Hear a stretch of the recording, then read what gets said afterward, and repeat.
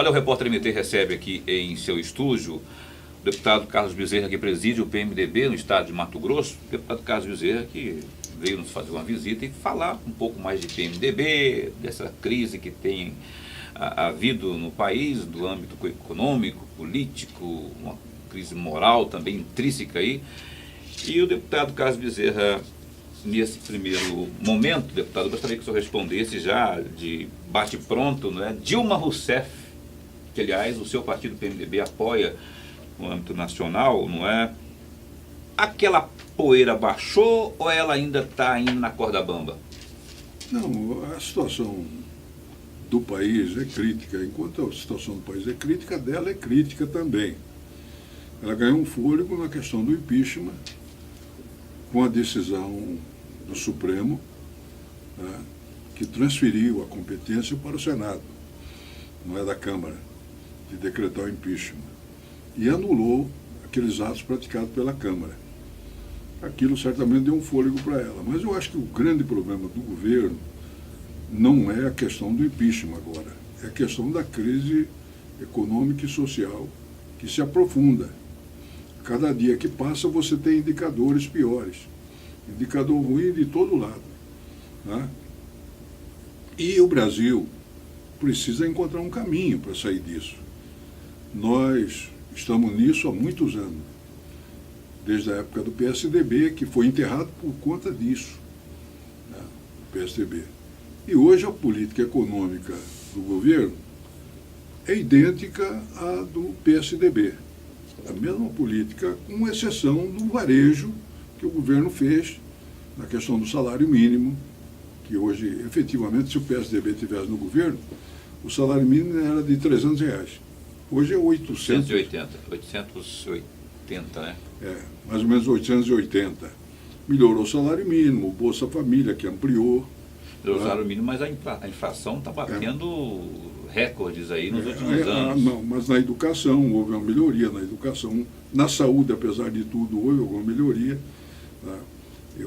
Aqui em Mato Grosso, por exemplo, nós tínhamos 2 escolas técnicas durante quase 100 anos. Só esse governo, os últimos governos do Lula e da Dilma, eles construíram cerca de 20 escolas técnicas. Tem escola técnica hoje para todo lado do estado, formando agrônomos, formando técnico, formando... Houve alguns avanços, mas no varejo, no macro, o que nós temos é a mesma política do PSDB, do neoliberalismo, política de juros altos, de concentração de renda, de privilégio para os grandes, para os banqueiros, principalmente, né, que ganham na República o que eles querem, o que não querem. Não há lugar nenhum no mundo que o banqueiro tem tanto privilégio quanto no Brasil, né? Essa dívida... Já era assim, Não, vem há muito tempo, desde a época da ditadura militar, se instalou esse sistema no Brasil que passou pelo PSDB e não mudou, e agora passou pelo PT e não mudou. Foi o erro do PT. Não tinha que ter enfrentado isso nos primeiros dias. É preferível você perder o poder honradamente do que perder o poder desmoralizado. Isso não foi feito. Eu vou te citar um exemplo de um índio. O presidente da Bolívia é um índio. Tá? A Bolívia é um país muito mais pobre que o Brasil, muito menor do que o Brasil. O índio, quando ganhou a presidência, ele ganhou com a proposta de mudança na Bolívia. Quando ele ganhou, a proposta dele era tão radical, extrema, que a elite boliviana resolveu derrubá-lo no golpe. Começaram a comprar armas e montar movimentos armados em Oruro, em Santa Cruz, em Cochabamba, né? Tentando derrubar o índio, Evo Morales. Mas ele não conseguiu derrubar e ele avançou com a proposta dele, implantou a proposta dele. Hoje ele é um deus na Bolívia. Hoje ele tem 80% de aprovação na Bolívia. Se solidificou, né, né? Na Bolívia. Porque ele fez o enfrentamento que devia fazer, o setor financeiro, a todo mundo. E mudou o perfil da Bolívia. A Bolívia cresce mais de 5% ao ano. Estou citando um país latino-americano, pobre. Né? O Brasil tem um potencial muito maior do que a Bolívia. E tem crescido... Tem decrescido. Pois é, tem crescido infimamente. Não, na América Latina, o pior crescimento é o nosso, na América Latina toda. A Bolívia 5%, o Brasil... Chile, Peru... Quase dá traço. Chile, Peru, Colômbia, todos são disparados na nossa... Pois é, mas aí que eu lhe pergunto... Então, é o seguinte, o que precisa, o nó da questão está na política econômica. Hoje... Mas como resolver a crise econômica se não resolver a crise política, deputado? Essa que é a questão aí. Tudo bem, aí é outra questão. É outra questão. Mas como que resolve uma sem passar pela outra? A crise política tem que ser resolvida, entendeu? Encontrando uma solução que seja consenso geral, que o atual governo não consegue fazer mais. Perdeu o tempo, o time de fazer um governo de coalizão para enfrentar tudo isso. Hoje não há condição para isso. Tem como recuperar isso, não? Essa estabilidade política ali no Congresso? Muito difícil pelo próprio perfil do PT. De pouco diálogo. O PT não tem a prática da convivência interpartidária. A convivência interpartidária com o PT é muito difícil. O PT está morrendo e eles acham que estão de tudo ainda. Em certas coisas, certos lugares, quem está governando pelo PT até hoje, você vai lá, parece que eles estão com o rei na barriga, numa situação catastrófica. Né? Falta um pouco de humildade para o PT na hora dessa? Então o PT tem uma prática complicada, que dificulta até o governo. E a presidente da República também tem uma personalidade complicada. Forte. Forte e na política você sabe que o protótipo do político brasileiro, o bom político é o mineiro, né? Jeitosinho, humilde, né? Esse é o bom político. Né? Nem todos os mineiros são bons políticos também. Não, lógico. Digo, figurativamente falando, eu entendi. Não, mas o protótipo do político brasileiro é o mineiro, né? Jeitoso, educado, humilde. Né? A presidente não, ela é turrona, ela tem uma pessoa. E não adianta que ela não vai mudar. Falta um pouco de humildade para Dilma e para o PT, deputado, até para fazer voltar, tentar recuperar essa coalizão, essa governabilidade, essa estabilidade política no Congresso? Eles estão tentando agora essa coalizão. Né?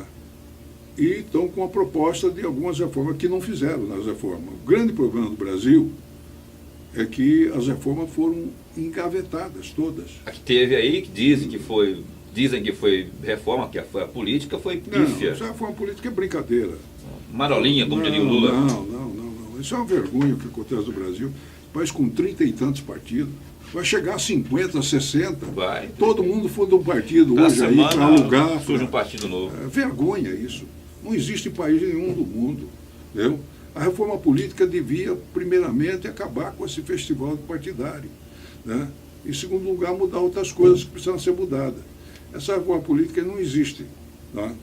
Foi uma reforma política pífia, né? Vergonhosa. Né? Nós temos que fazer uma outra reforma política, mas não há clima para isso hoje.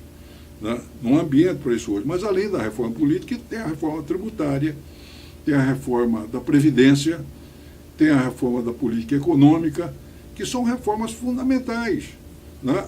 Nós temos, por exemplo, aqui agora, tem a reforma da Previdência, que o governo anunciou agora que quer fazer. Né? A reforma da Previdência. Mas com dificuldade enorme para fazer.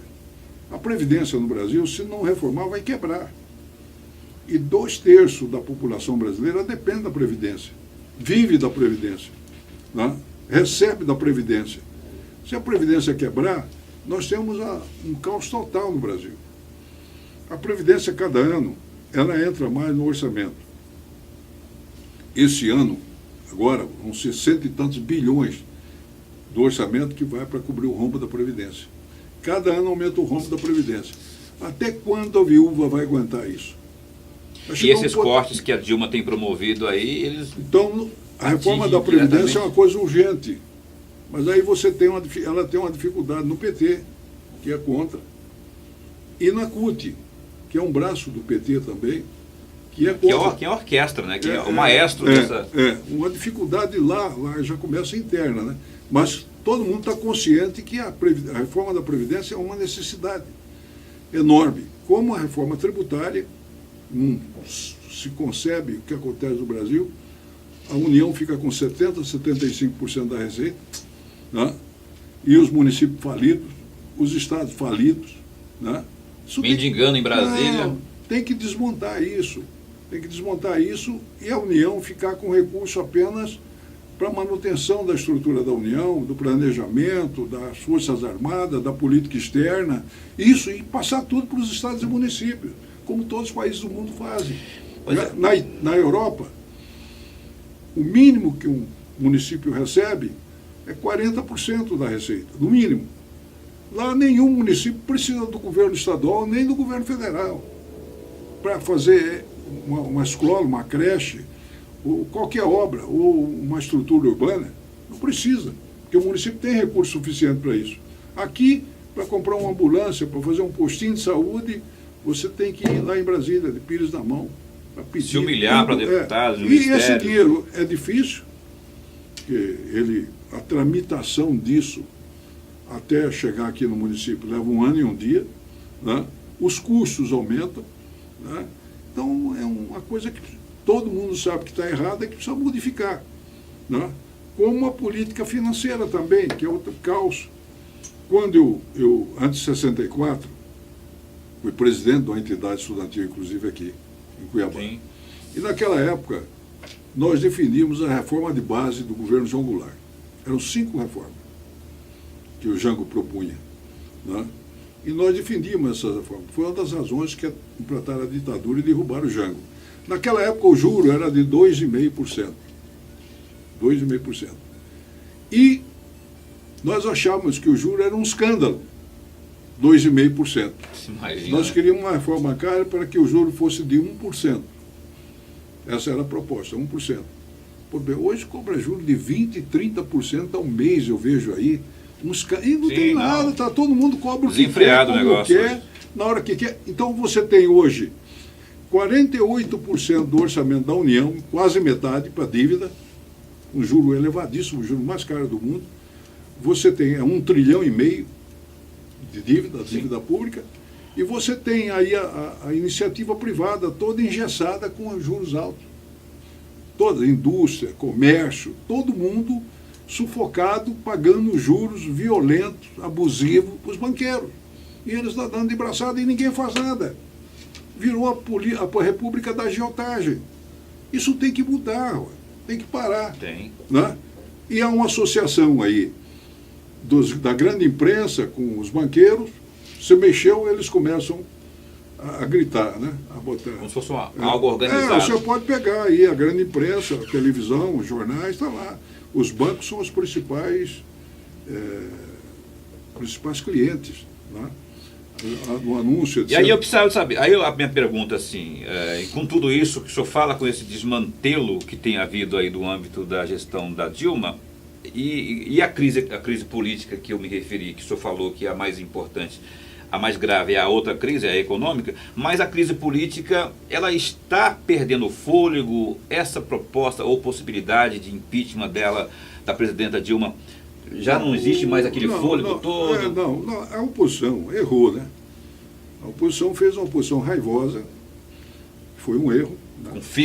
Com fígado, né? Durante todo o tempo.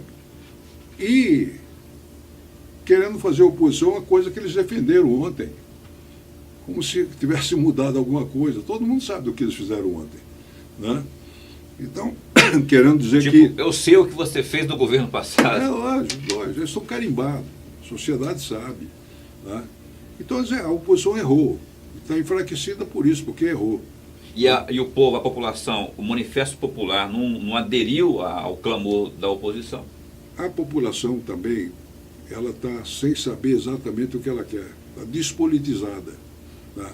Nós temos um problema no Brasil grave. E olha como estão falando com o poder de mídia, de redes sociais, de WhatsApp, de... Mas o Brasil se despolitizou. Esse foi o grande pecado da ditadura militar. A ditadura militar foram 30 anos de escuridão no Brasil. O que eles fizeram assim que tomaram o poder?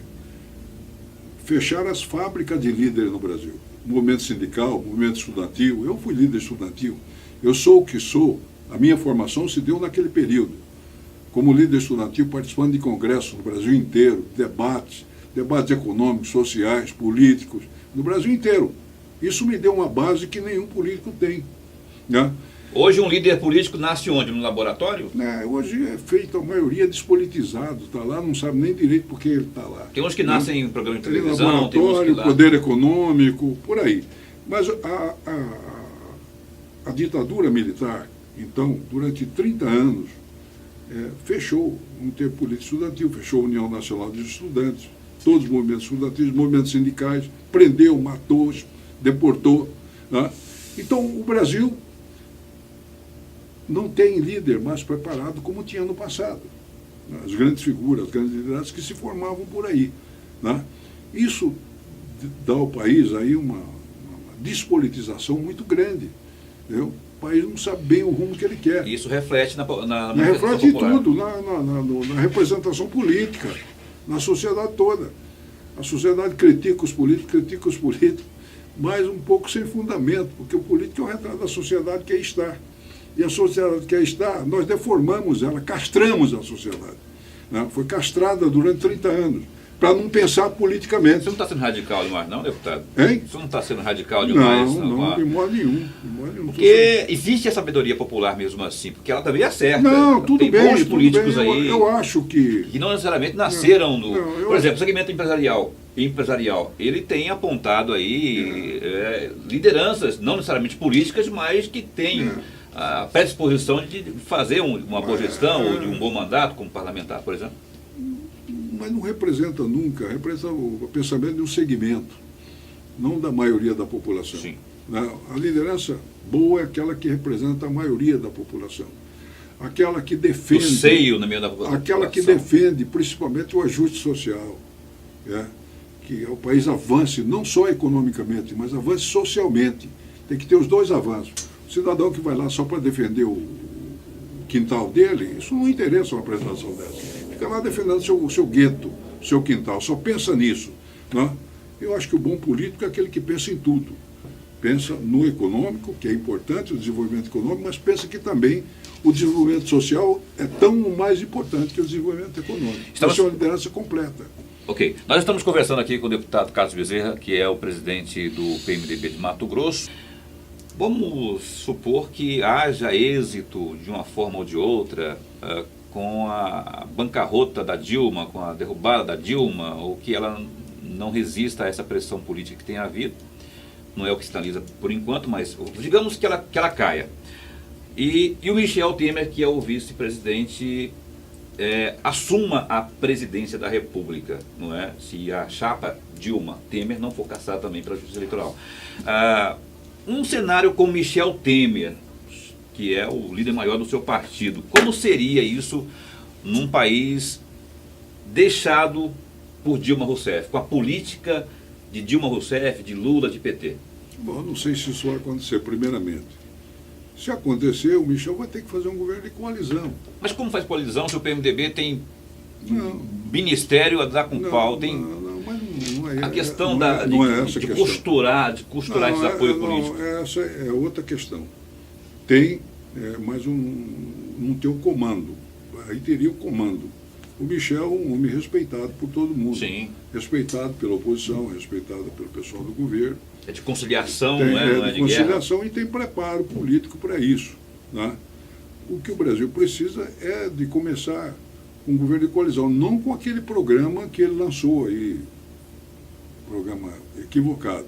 Nós, inclusive, aqui em Mato Grosso, fizemos Mato Grosso, Rio Grande do Sul, Paraná, Santa Catarina, nós repudiamos aquele programa, né, que ele lançou aí no fim do ano passado. Sim. Um Programa Nacional de Recuperação do Brasil, que é a mesma coisa que está aí. Né? Não muda nada. Não muda nada. Isso nós não aceitamos. Né? Várias seções do partido no Brasil fizeram um documento contrapondo aquilo. Houve um debate em Brasília, num congresso em Brasília. Vai haver um debate na Convenção Nacional em março. Né?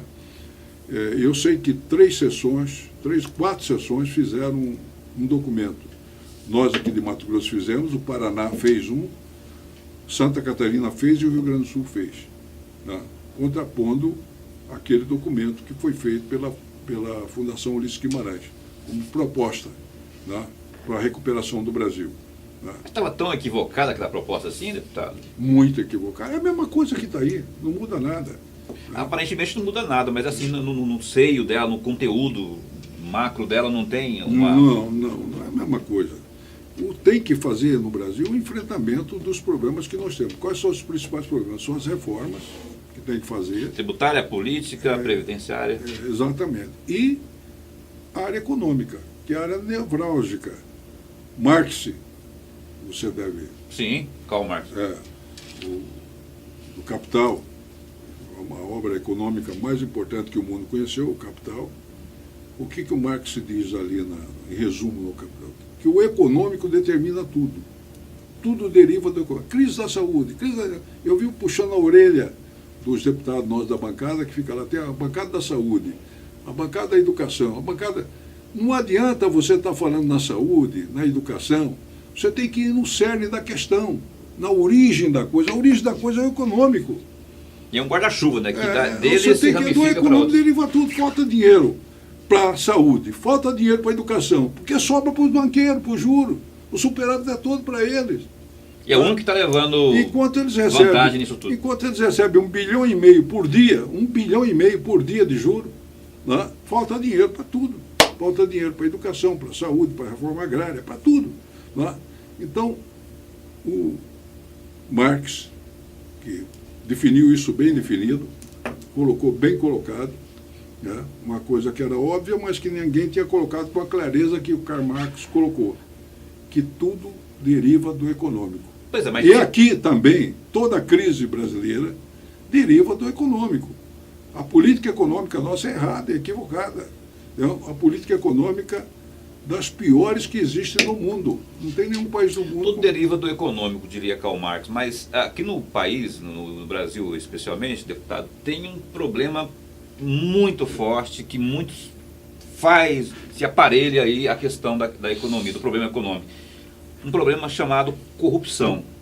Está aí o Petrolão que ilustra tudo que eu estou querendo questionar para o senhor.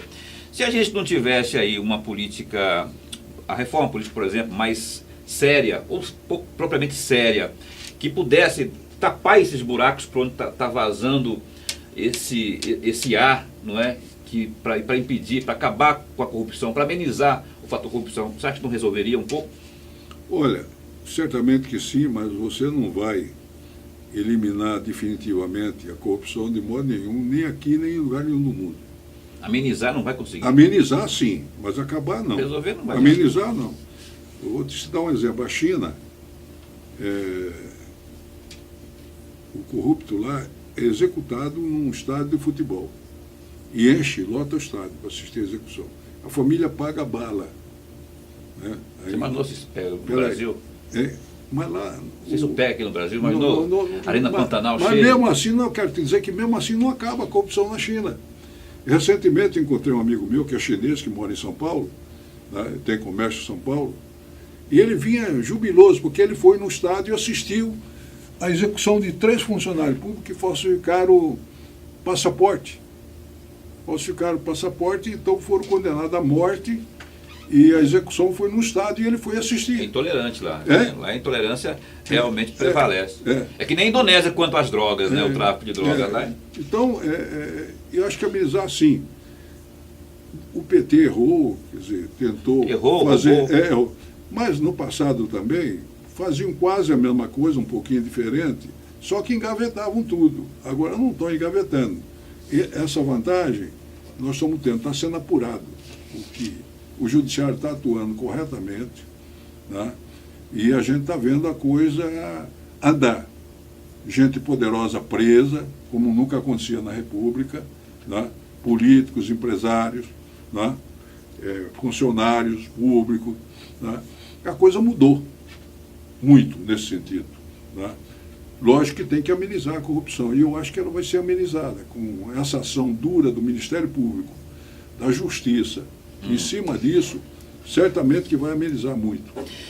Me fala aí, não vamos deixar de falar da situação difícil também do presidente da Câmara, Eduardo Cunha. A situação dele parece que está havendo lentamente aí uma inversão, não é? Antes a Dilma que estava numa situação mais delicada, agora parece que a dele está mais delicada. Isso vai se invertendo, vai se revezando.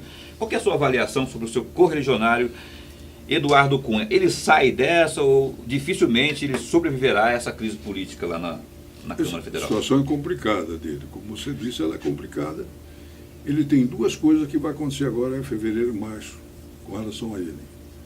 A primeira é um pedido do afastamento dele da presidente da Câmara feita pelo Ministério Público. O Supremo deu 10 dias de prazo para ele responder o pedido do Ministério Público. Quer dizer, o Supremo pode decretar o afastamento dele da presidência da Câmara.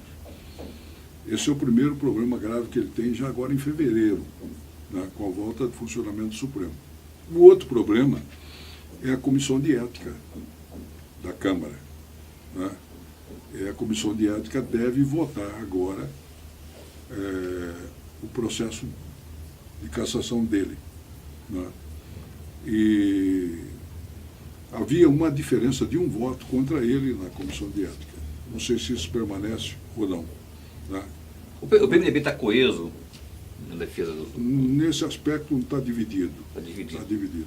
Qual que é a sua posição como parlamentar, pessoal? Eu não conheço o processo, eu quero ver o processo. Mas pelo que tem aí, é grave a situação. É grave. Né? Até agora, porque isso é sob sigilo. Né? Você não tem acesso aos dados. Né? Eu até quero, na volta agora, começar lá na Comissão de Ética, porque a Comissão de Ética tem mais informação sobre isso. Eu quero conversar com alguns companheiros da Comissão de Ética para ver se eu consigo aprofundar mais na análise desse programa.